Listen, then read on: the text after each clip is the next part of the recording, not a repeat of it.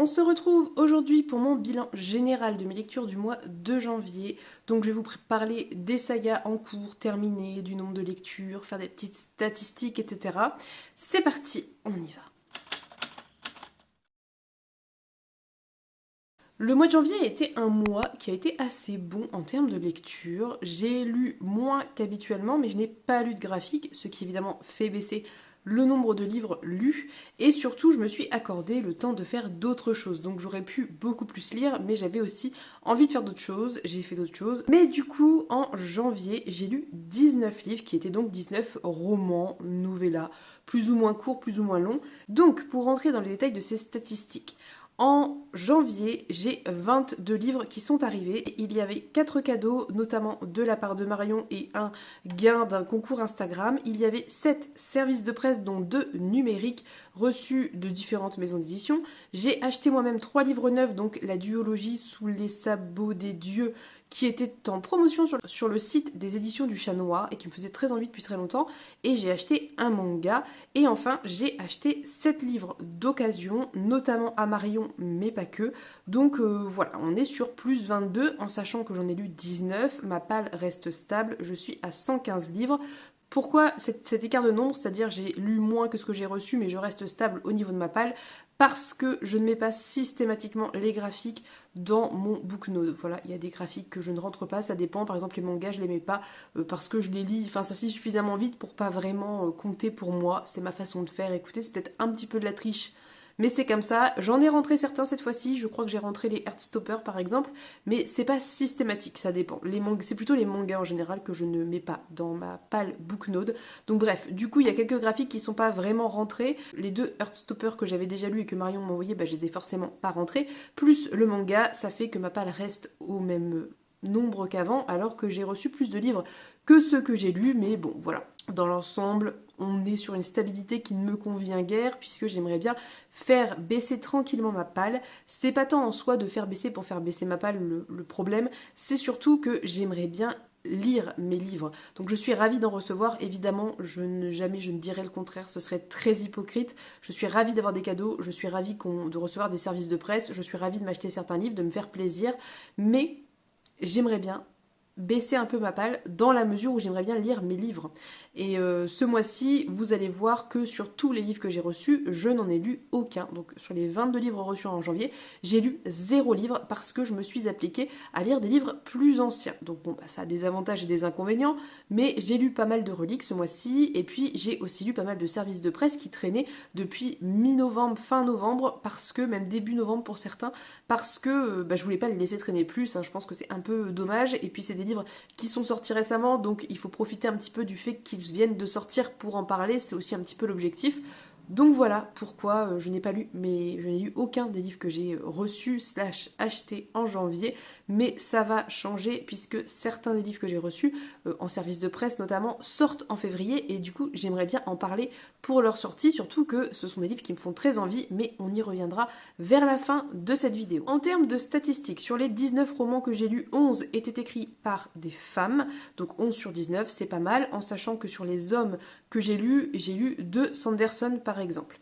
J'ai lu 9 romans francophones sur 19, donc un petit peu moins de la moitié. Écoutez, ça s'est joué comme ça, j'ai pas forcément trop regardé, en général j'essaie de faire un peu spontanément, mais ça me rassure sur le fait que même sans me poser la question en fait de lire des femmes et de lire des romans francophones, très spontanément ça se fait, c'est-à-dire que je pense que ma palle finalement doit être à peu près à 50-50, ce qui est plutôt chouette, ce qui me convient très bien, je suis très contente. Donc 9 romans francophones, du coup 11 romans anglophones traduits. Je ne sais pas s'ils sont tous anglophones, mais je pense que oui. Et enfin, sur ces 19 livres, j'ai lu pour sûr 8 ouvrages qui sont publiés dans des maisons d'édition indépendantes, puisque j'ai lu du Actu SF, j'ai lu de La Talente, j'ai lu des Moutons électriques, j'ai lu plusieurs La Talente, plusieurs Moutons électriques, plusieurs Actu SF. Il y a aussi Les Disparus du Pays Imaginaire qui vient de chez De Saxus / Sabran, qui est une maison d'édition indépendante. Et il y a 3 livres, et bien je ne sais pas si ce sont des maisons d'édition indépendantes ou pas. J'ai pas trouvé l'info. Donc Novelle, par exemple, la maison d'édition Novelle, qui publie de la jeunesse. Je ne sais pas du tout si elle est indépendante, et sur le site, j'ai pas trouvé d'informations. Et enfin, pareil, Le Héron d'Argent, j'en ai lu du Héron d'Argent et je ne sais pas du tout si c'est une maison d'édition indépendante ou pas. Donc peut-être que oui, peut-être que non. Dans tous les cas, 8 pour sûr, 3 autres peut-être, je ne sais pas trop. Écoutez, bon, ce mois-ci peut-être dans tous les cas un petit peu moins qu'habituellement, mais j'ai fait de très bonnes lectures et ça c'est génial. Donc on est bon pour mes statistiques de janvier, je pense n'avoir rien oublié. Je pense que je vous ai dit tout ce que j'avais à vous dire sur ces statistiques. On va maintenant passer du coup à mon top de lecture de janvier. J'ai choisi de vous présenter 4 ouvrages ce mois-ci dans mes tops de lecture parce que j'ai fait de très bonnes lectures. Donc je vais vous les montrer dans l'ordre où ils sont sur mes genoux. J'ai lu Les Chasseurs de prophéties de Geoffrey Legrand, qui était un service de presse que m'avait envoyé le Héron d'Argent du coup, qui était une très bonne surprise. J'en garde vraiment un très bon souvenir. C'est un ouvrage qui est de la fantaisie où en gros l'auteur fait le choix de reprendre le fameux trope de la prophétie, sauf qu'ici les prophéties ne sont pas divinement réalisées, n'existent pas réellement. Il y a une guilde qui s'applique à les faire revivre sur contrat de personnes religieuses ou de personnes influentes qui ont besoin que la prophétie existe pour parvenir à leur fin. Et c'est ce qu'on va suivre ici. On va suivre le personnage de Telmozan qui va être payé pour réaliser une prophétie. Et c'est pas n'importe quelle prophétie, c'est une énorme prophétie qui va demander beaucoup d'imagination, beaucoup de travail. Et donc on va suivre tout ça, on va suivre la réalisation de cette prophétie. Et ce que j'ai absolument adoré dans ce livre et qui m'a très très fortement marqué, c'est l'ingéniosité et l'aspect très mécanique du travail de Telmozan, c'est-à-dire on va avoir des détails sur ce qu'il va utiliser pour faire tel effet et pour que les gens aient l'impression de telle chose. C'est hyper ingénieux, ça a un côté très artisanal, ça a un côté aussi très, par moments, chimiste, parce qu'il va mélanger des poudres ou jeter des poudres dans du feu, ça va faire tel type de fumée. Enfin, j'ai trouvé ça génial en fait. J'ai adoré prendre à rebours le trope de la prophétie, se baser sur quelque chose qu'on connaît en fait, qui est un trope hyper utilisé en fantasy, mais le prendre totalement à rebours, le prendre totalement en arrière et faire autre chose. De plus, j'ai beaucoup aimé l'univers, le fait que l'auteur, et il en parle à la fin, ait fait le choix de placer son histoire non pas dans une ambiance médiévale, comme il voulait le faire au début, je pense, et en fait, au final, de se placer dans cette espèce d'ambiance plutôt antique, plutôt, je ne sais plus, on m'a dit en commentaire quelle était l'inspiration, mais je ne me rappelle jamais, je ne sais pas pourquoi, mais bref, dans une ambiance qui est beaucoup plus... je sais pas si vous verrez, mais voilà, vous voyez ce que je veux dire, ce genre d'ambiance.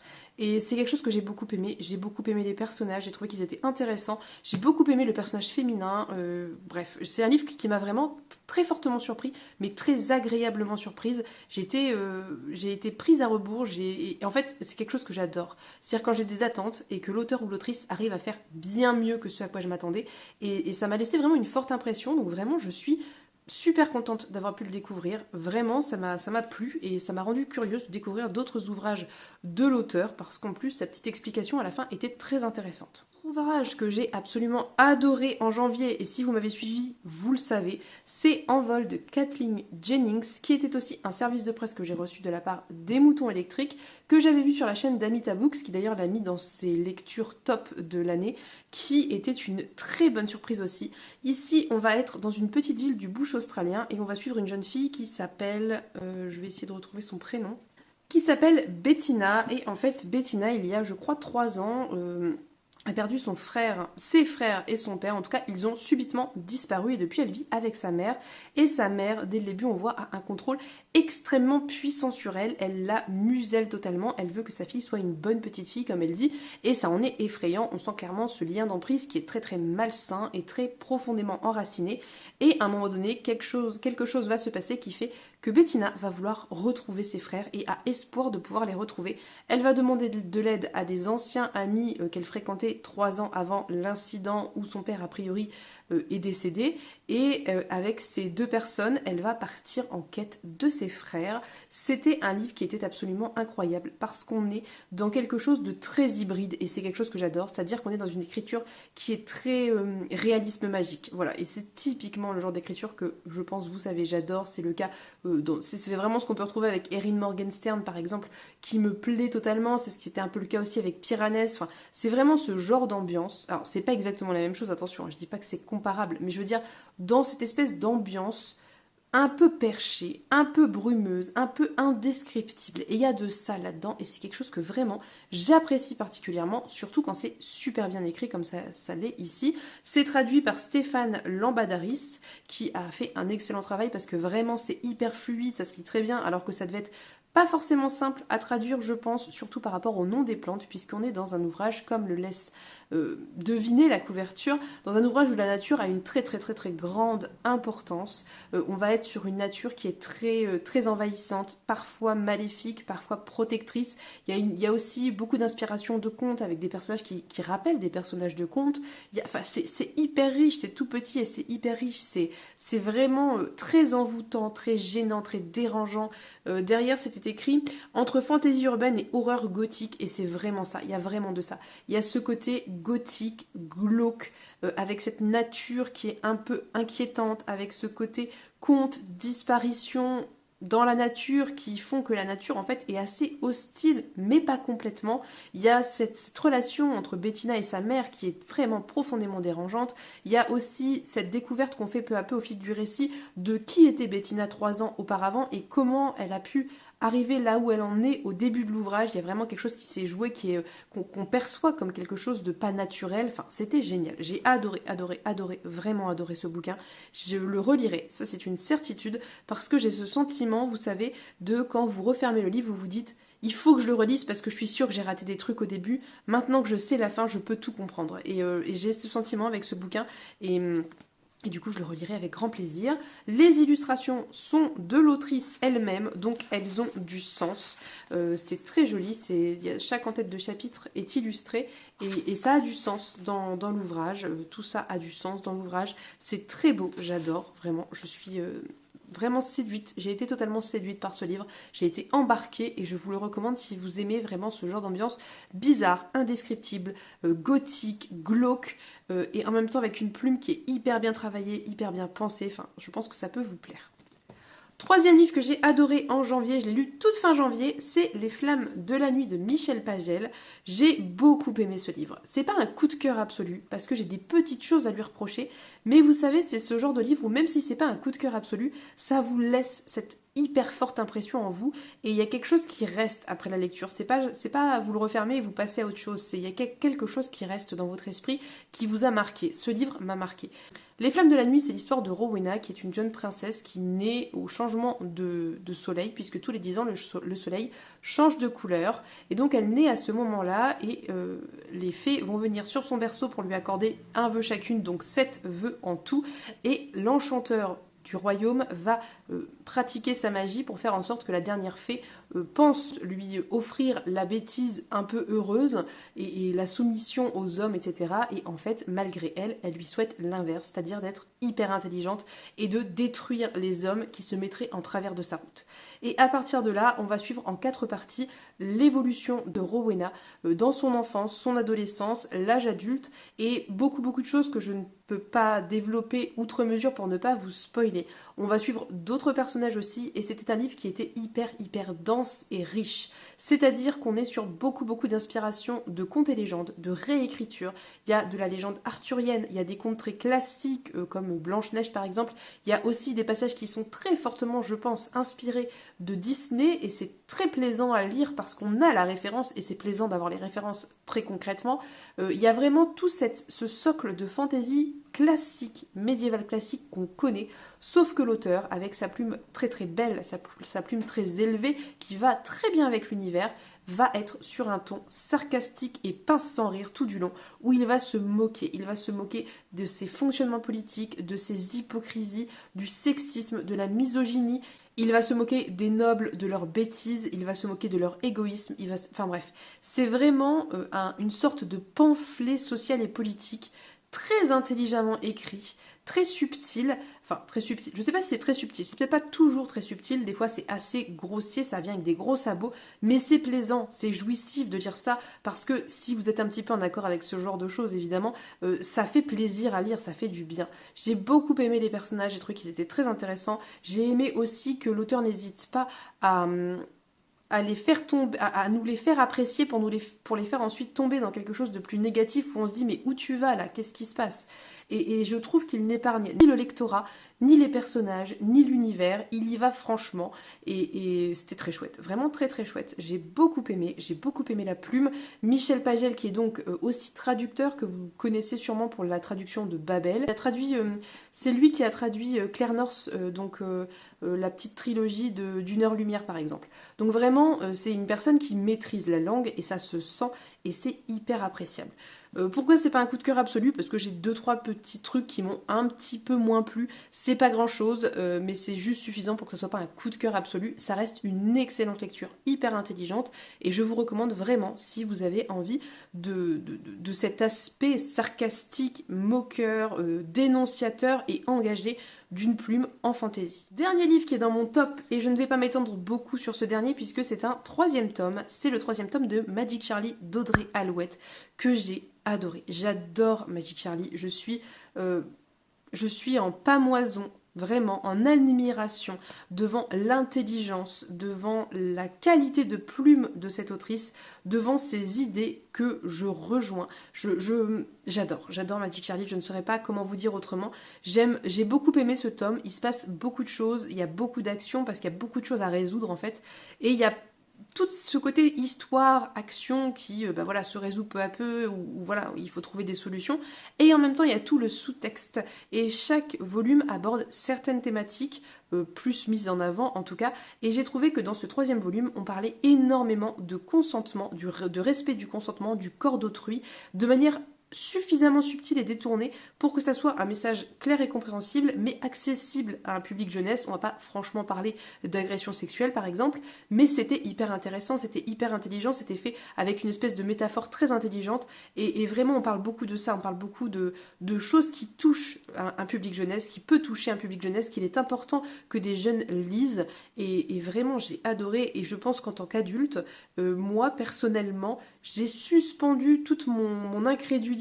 Je suis redevenue une enfant, j'ai eu l'impression d'avoir à nouveau 12 ans et la même sensation que quand j'ai découvert Harry Potter, ce truc qui vous subjugue et qui vous emporte, et vraiment j'ai adoré quoi. Je suis fan, totalement fan de Magic Charlie. Je pense que je suis en partie objective parce que vraiment les thématiques abordées sont intéressantes et la plume est bonne, mais il y a une partie subjective de ma personne qui fait que je suis redevenue une enfant et que même s'il y a des choses peut-être qui sont moins bonnes, je vous dis ça, j'en sais rien, moi je les ai pas vues, peu importe quoi. J'ai juste été embarquée et j'avais pas envie que ça s'arrête, j'avais pas envie de laisser Charlie, j'avais pas envie de laisser Sapoti, j'avais pas envie de laisser June, ni aucun des personnages qu'on croise dans ce livre. J'avais envie de rester avec eux parce que c'était une telle bulle de bienveillance et de douceur, de belles relations, de dénonciation des relations mauvaise avec voilà, cette volonté de justice et pas de vengeance. Enfin vraiment ça passe des belles valeurs et j'ai adoré. Donc vraiment Magic Charlie, lisez-le, faites-le lire aux enfants de votre entourage. Moi je vais les acheter en format papier pour mon fils, bien que je les ai sur Audible et qu'il a commencé l'écoute du premier, mais je pense que ça lui plaira, donc j'ai adoré. Voilà. Je n'ai pas de flop à vous présenter ce mois-ci. J'ai essayé de me creuser la tête en me disant bah peut-être que celui-ci, mais ça serait vraiment trop tiré sur la corde, ça serait pas très honnête. J'ai vraiment fait de bonnes lectures, de très bonnes lectures et d'excellentes lectures en janvier. Évidemment, il y en a que j'ai préféré à d'autres, c'est une certitude, mais je n'ai aucune lecture qui a été décevante. J'ai dans l'ensemble tout aimé, tout apprécié. Même celles que j'ai moins appréciées, ce serait vache de les mettre dans des flops ou dans des déceptions. Donc je n'ai rien à vous présenter ce mois-ci en lecture décevante. C'est tant mieux pour moi, bien évidemment. Écoutez, voilà, c'est comme ça. J'ai fait un très bon mois de lecture, j'en suis très contente. J'espère que ça va durer. J'espère que je vais rester sur cette lancée même si c'est pas des lectures parfaites, même si c'est pas toutes des excellentes lectures, mais juste passer un bon moment et surtout quelque chose qui est de plus en plus important pour moi, ne pas être heurté par des choses qui me déplaisent, comme de l'homophobie, comme du sexisme, de la misogynie, de la violence, comme du racisme, comme de la grossophobie. C'est ça aussi que je recherche dans mes lectures. Je cherche pas forcément quelque chose de parfait et d'excellent, juste passer un bon moment et ne pas être confronté à ces choses-là qui me déplaisent, me heurtent et me dérangent. Donc écoutez, ce mois-ci, ça n'a pas été le cas, il n'y a rien qui m'a choquée, donc bah voilà, on n'a pas de flop en janvier, écoutez. Tant mieux. Nous allons maintenant passer au 3e point de cette vidéo, à savoir le petit bilan saga. En janvier, j'ai lu 5 tomes de saga, j'ai commencé une nouvelle saga, j'ai avancé une saga Je suis à jour dans une troisième et j'ai terminé 2 sagas, donc c'est plutôt cool, je suis assez contente. Dans le détail, j'ai commencé la saga Hinterland d'Andrew Bonzon, qui était donc le service de presse reçu de la part des éditions Nouvelles, qui est un jeunesse assez jeunesse, qui était très chouette, avec ces enfants qui sont un peu livrés à eux-mêmes, cette fratrie de 4 enfants livrés à eux-mêmes parce que les parents sont décédés, qui doivent eh bien, retrouver les origines de leur famille et comprendre un petit peu l'importance de cette famille dans le monde, on va dire, et qui doivent partir un petit peu en mission, en quête, avec cette maison magique qui était géniale. J'ai très envie de découvrir la suite, je suis vraiment très curieuse, ça m'a beaucoup plu, je trouvais que c'était dynamique et que ça se lisait très très bien, donc c'était très chouette. J'ai hâte de continuer, il y avait pas mal d'actions, enfin c'était plutôt sympa. J'ai continué la saga Les récits du demi-loup de Chloé Chevalier, puisqu'en janvier j'ai lu le tome 2, à savoir Les Terres de l'Est, qui était une lecture qui était très bonne, mais qui n'était pas excellente.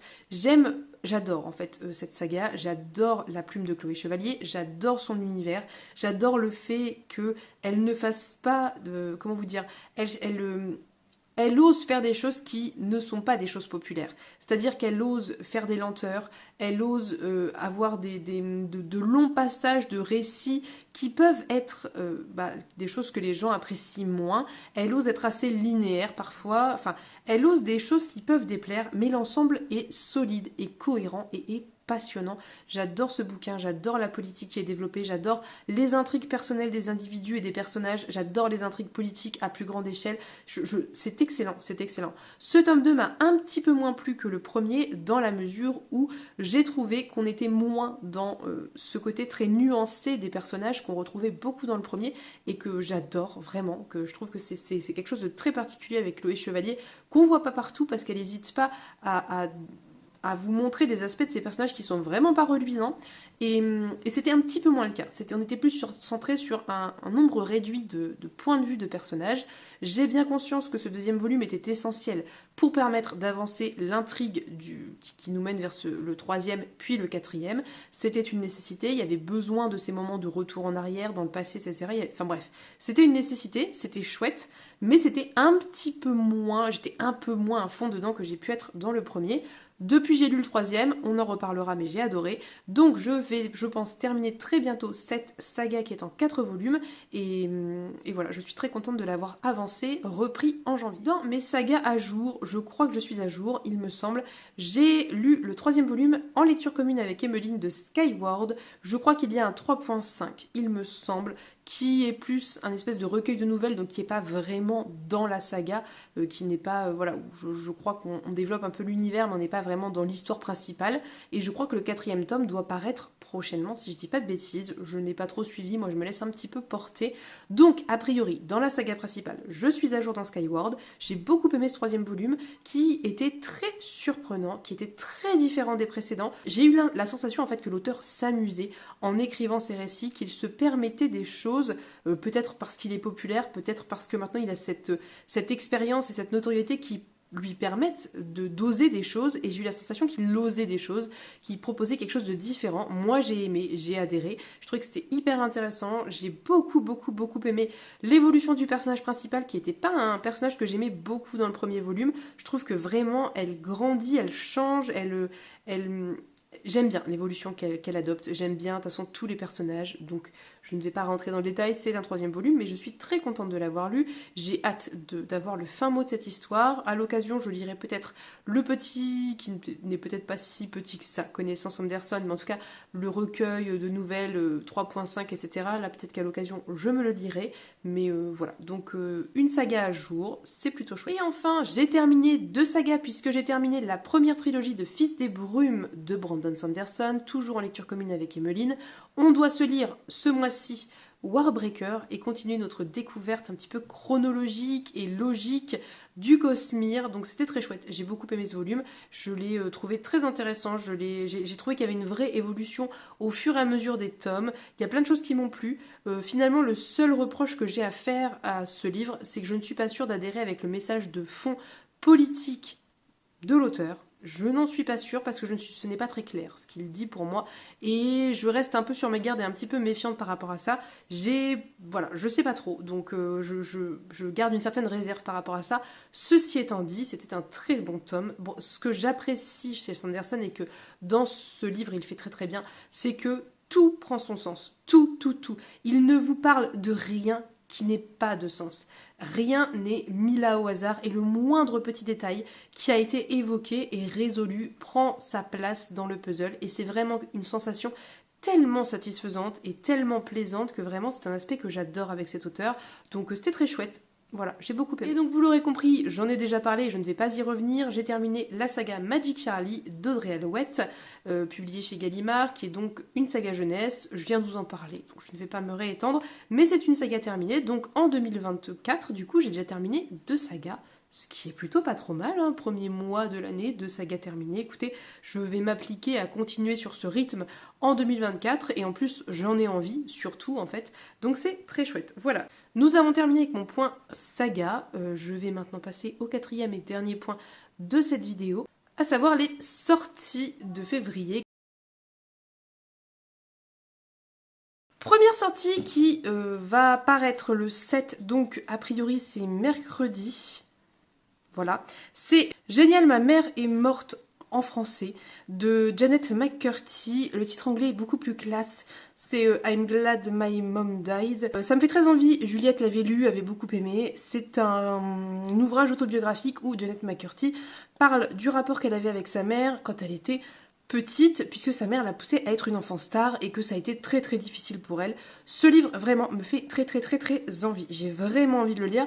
Je ne sais pas si je me le procurerai, c'est pas sûr du tout, c'est pas pressé non plus, mais il est en bonne place dans les livres que j'ai envie de m'offrir parce que je suis extrêmement curieuse de découvrir ce récit. Le livre qui va sortir le 14 février, c'est Inanna d'Emily H. Wilson, je ne sais pas si je le dis bien, c'est de la fantasy, mais alors je ne sais plus, sincèrement j'ai regardé mais je ne me rappelle plus, je vous remettrai la couverture de toute façon, vous verrez à peu près à quoi ça ressemble, je ne me rappelle plus de quoi ça parle, je me souviens que quand j'ai lu le résumé, ça m'a fait envie, c'est de la réécriture mythologique, mais je ne sais plus de quelle mythologie, mais toujours est-il que ça me faisait assez envie quand j'ai lu le résumé, donc pareil, je me le note dans un coin, c'est pas une priorité du tout, mais je me le mets dans un coin parce que vraiment je serais curieuse de découvrir cet ouvrage. J'ai lu récemment Kai Kei, qui était de la réécriture de mythologie indienne que j'ai adoré, que j'ai trouvé hyper plaisante par cet univers très différent où on sort de l'Occident, on sort des mythes qu'on maîtrise et qu'on connaît.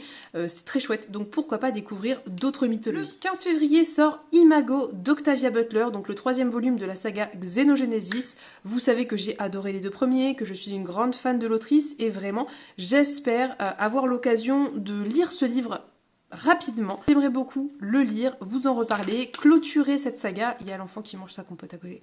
Clôturer cette saga, terminer cette saga, parce que le 2e volume laissait place à pas mal de questions. On s'arrêtait sur un petit cliffhanger, donc j'ai très envie de savoir comment ça se termine. C'est de la SF, c'est de la SF très particulière, c'est Octavia Butler. C'est toujours donc très engagé en termes de thématiques, notamment de colonialisme, et voilà. Donc très curieuse de savoir comment va se terminer cette trilogie. 4e livre, et celui-ci je l'ai en ma possession, qui sort aussi le 15 février. Il est tout en bas de la pile, donc j'ai la flemme de vous le sortir, mais c'est Appleseed de Matt Bell, que j'ai reçu en service de presse de la part de La Talente. J'ai très envie de découvrir Appleseed. Je vais le lire avant sa sortie et vous en reparler ici sur Instagram, puisqu'on est sur un post-apo. Le récit est assez énigmatique. Je pense que ça va être assez engagé en termes d'écologie, bien évidemment, mais de politique aussi. Donc je suis très curieuse. Il est d'une beauté incroyable. Vraiment, il est très beau avec cette couverture peinture à l'huile. Là, j'adore. Toujours est-il que lui, pour le coup, je l'ai, je vais le lire très prochainement et je vous en reparlerai avec très grand plaisir. Le 14 ou 15 février, je ne sais plus, va sortir en format poche La famille Anne de Min Jin Lee, que j'ai très envie de lire, bien évidemment. J'ai adoré Pachinko, donc je suis très curieuse de découvrir les autres ouvrages de cette autrice. Je le note ici parce qu'il sort en format poche et donc il est financièrement beaucoup plus accessible qu'en grand format. Je ne sais pas du tout quelle tête va avoir ce bouquin quand je me rappelle de la taille du grand format format, comment c'était un pavé. Je ne sais pas du tout à quoi va ressembler le format poche, mais écoutez, je suis très curieuse, j'ai très envie de le lire. Je ne dis pas que, encore une fois, je vais me le procurer dans le mois, mais il fait partie de ma tête de liste de wishlist, de ces livres que j'ai vraiment très envie de découvrir prochainement, donc peut-être que je me le prendrai en numérique au final parce que c'est plus pratique. Je n'en sais rien, toujours est-il que je vous notifie ici que ce mois-ci, il sort en poche. Si jamais vous vouliez le découvrir, eh bien c'est peut-être l'occasion.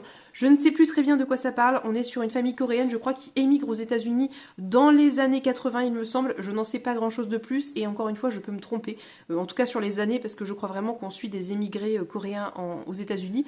Voilà, donc on est dans la même lignée, et je pense le même genre de thématique que on était dans Pachinko, mais à une époque un petit peu plus récente, et cette fois-ci en Occident. Mais du coup, je pense que ça promet d'être passionnant. Dernier livre que j'ai également en ma possession, puisque je l'ai reçu de la part de la maison d'édition, c'est Central Station de... Je ne sais plus le nom de l'auteurice, mais je vous remets ça de toute façon, qui est donc cette histoire d'un homme qui vit sur Mars et qui va aller à Central Station pour, je ne sais pas trop, des vacances je crois, et donc on est sur un espèce d'endroit interespèce, donc ça a l'air très chouette. Je n'en sais pas grand chose de plus, comme toujours je ne veux pas savoir beaucoup plus sur les résumés, j'en ai pas besoin, donc pareil, je vais le lire, je vais vous en parler, peut-être pas cette semaine mais la semaine prochaine, avant sa sortie, ou en tout cas juste après sa sortie. Ça dépend toujours un petit peu de quel jour ça sort par rapport à la sortie du vlog, mais dans la semaine de sa sortie, on en reparlera.